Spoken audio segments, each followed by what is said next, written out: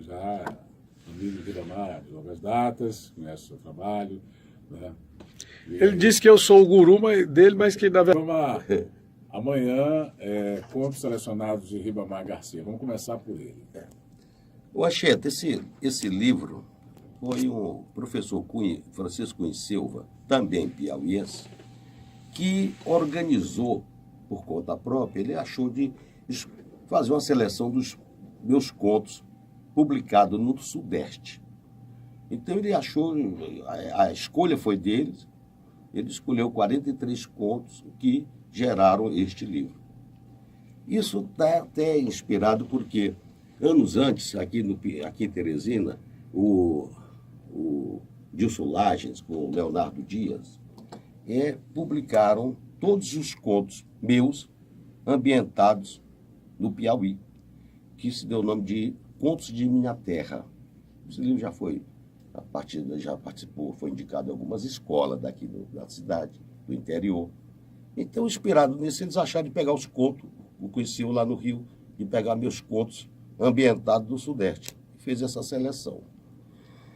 Esses contos são sobre a maioria, o que eu pretendi foi escrever sobre aquela gente pobre, humilde, dos bairros, da periferia, como é que eles vivem, como é que eles pensam, como é que eles sobrevivem, usam as artimanhas, truques, gente que pega o 3, 4 da manhã, pega depois mais 2 ônibus para chegar para o trabalho. E eu procurei penetrar na alma dessa gente. Foi minha pretensão neste livro, esses contos. Se eu conseguir, só o leitor vai dizer. Agora, foi um trabalho de conviver com aquela gente, que eu convivi muito e convivo ainda. E é uma gente que eu cito assim com heroísmo, o pessoal que vem do nada, que não tem perspectiva, mas não desiste. Arranja sempre um meio de sobrevivência. Então, esses contos. E aí também entra um pouco de gente da classe média. É o ser humano. Eu quis descobrir a alma dessa gente, os costumes dessa gente, os pensamentos dessa gente, a maneira como se consegue ultrapassar sem perspectiva, sobreviver sem perspectiva. Tem algum conto que você lembra que possa contar para a gente desse livro? Seria interessante você destacar esse aqui. Tem, por exemplo... Afeiçoado mais, vamos dizer assim. Deixa eu ver assim. Tem a senhora, uma mulher separada do marido, e mulher de 30 anos, e monta um salão de beleza. E o salão de beleza, ali é um depósito de confissões. Aquela mulherada confessa tudo.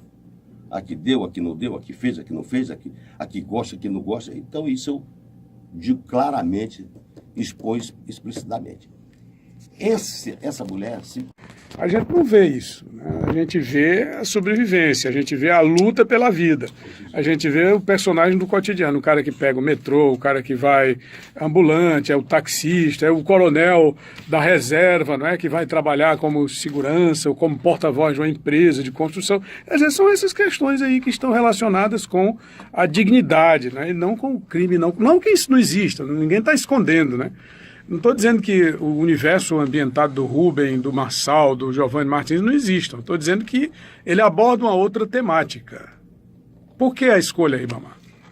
Eu acho do meio que você vive, né? O meio que você vive. Eu nunca escrevi algo que eu não sentisse, que eu não conhecesse. Eu sempre parti daquele negócio, escrever sobre o que você conhece. Há 2 aspectos aí, porque quando eu escrevo esses contos que são ambientados, o diálogo, as gírias, as entonações, as formações, as construções das frases são de lá. A linguagem é de lá. E eu me preocupo muito com a linguagem. Às vezes eu fico em pânico na hora que eu estou redigindo um texto, porque aquela palavra, por exemplo, aquela árvore, não é do Sudeste, aquela do Sul, não é a nossa. Isso é o primeiro lugar que eu me preocupo muito com essa linguagem para situar. Aqui eu pesquiso, eu ando pelo interior, para a formação, copio. Às vezes, Anchieta, eu tomo um ônibus e fico sentado só observando para ver como é que é o diálogo daquele casal que vai na frente. tanto do pobre, Espírito no eterno observador. é uma observação constante. E aqui, vocês são testemunhos, andam por esse interior todo e sempre anotando. Ou seja, a linguagem é uma coisa que eu acho que configura muito esses fatos. Com relação à violência, eu fujo dela, não é nem às vezes, até tem, aparece, mas é porque eu sempre me preocupei, você colocou aí, com a dignidade humana. Eu acho que meus personagens todos lutam para sair da pobreza, para sair da miséria, para prosperar. Eu acredito muito nisso. Eu falei que eu meio... Porque eu acho que você eu só acabo com a exclusão social. Eu só tiro alguém da pobreza se eu der estudo para essa gente. Se eu educar esse cidadão, essa pessoa. Eu só acredito sair da exclusão através da educação. Darcy Ribeiro dizia isso, Anísio Silva dizia isso, Anísio Teixeira dizia isso, o grande Darcy Ribeiro, nosso genial. Ezra Pound, que o grande inglês. E os exemplos poeta. que eu tenho 1000 exemplos. Eu fui para o Piauí, eu saí do Piauí com 14 anos. Chego do Rio, vou comer para eu sobreviver, nós fomos comer no restaurante de estudantes, chamado Calabouço, atendia 5.000 secundaristas. Tinha uma colônia piauiense. Hoje tem cientista daquele... Temos gente de Barra, cientista, Nicolau Laje é um cientista hoje. E todo mundo sem grana, todo mundo pobre, todo mundo de origem paupérrima. E negros todos estudaram, e foi para frente.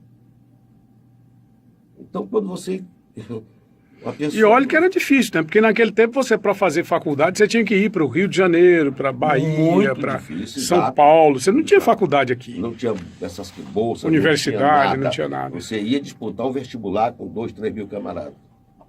Quer dizer, não era uma coisa como hoje. Hoje as pessoas estão desprezando o estudo. O que eu acho lastimável, Ribamar. Hoje eu até falei sobre isso no programa Jornal da Cultura, primeira edição, com o professor Luiz Romero, que é um dos idealizadores e coordenadores do Salão do Livro do Piauí, onde no Brasil nós temos 203 milhões de pessoas, desses quase 100 milhões nunca leram um livro, e 62 milhões nunca compraram um livro. Como é que você pode desenvolver o país dessa maneira? Quer dizer, fica praticamente impossível avançar.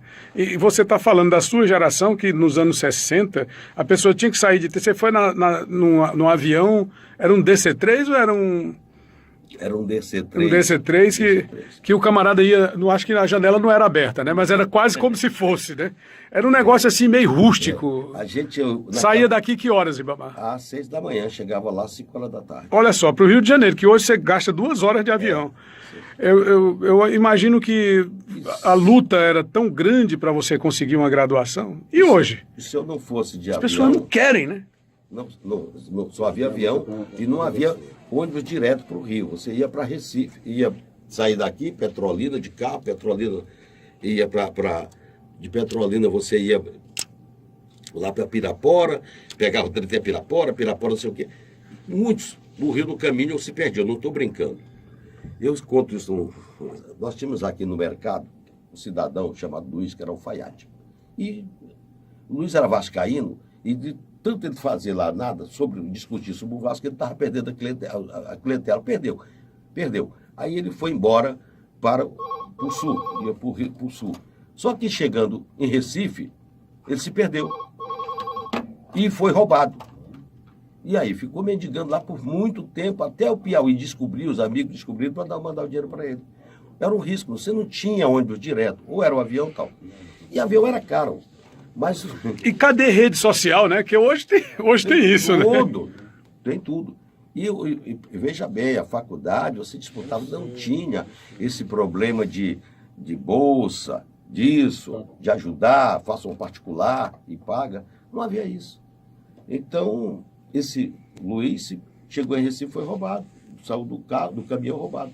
O Luiz virou mendigo ali por 3, 4 meses até descobrir e mandar dinheiro e alguém buscar da família. Ou você ia de avião, tal. Eu fui de avião pagando a metade do preço, porque jornalista foi uma das, aliás, diga-se passagem, foi uma das profissões mais prejudicadas pelo golpe militar.